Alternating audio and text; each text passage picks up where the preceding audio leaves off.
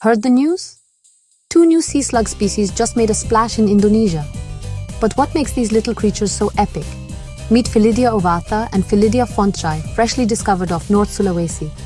Sea slugs are like snails without shells, rocking wild colors and patterns. They munch on algae sponges, even tiny animals, sometimes turning toxic by stealing their food's powers. Some can photosynthesize like plants, others regrow lost limbs or even steal genes. So when you picture a healthy coral reef, remember these tiny, vibrant superheroes hiding in plain sight.